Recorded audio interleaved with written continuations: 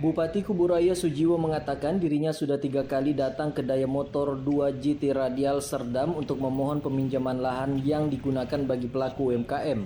Menurut Sujiwo, permohonan penggunaan lahan Daya Motor tidak hanya saat peresmian semata, namun berkelanjutan. Sehingga pemerintah Kabupaten Kuburaya akan melakukan evaluasi 3 bulan sekali terhadap pelaku UMKM. Untuk sementara, pelaku UMKM berjualan di Masjid Darul Jannah Serdam. Ya secara lisan memang dipersilahkan.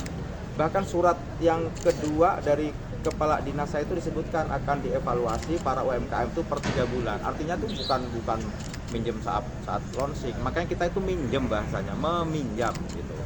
Ya sudahlah, karena mungkin keberatan harusnya dijawab saja.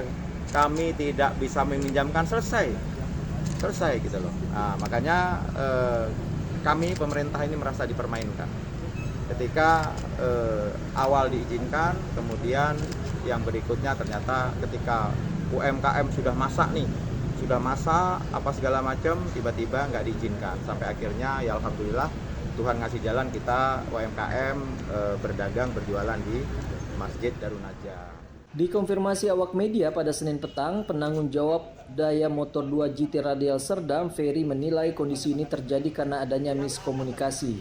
Secara administrasi, pemerintah yang didapat pihaknya secara tertulis pemakaian lahan itu dipinjamkan saat peresmian pencanangan pusat kuliner pada Sabtu malam dan bukan untuk berkelanjutan. Peminjaman lokasi grand opening dilanjuti dengan surat dari Dinas Perindustrian Perdagangan, Disperindak, yang dimana itu kita tidak dipanggil secara khusus untuk melakukan teknis lebih jauh ke dalam terhadap peminjaman lokasi kita. Nah makanya saya minta sebenarnya ini teknisnya seperti apa gitu.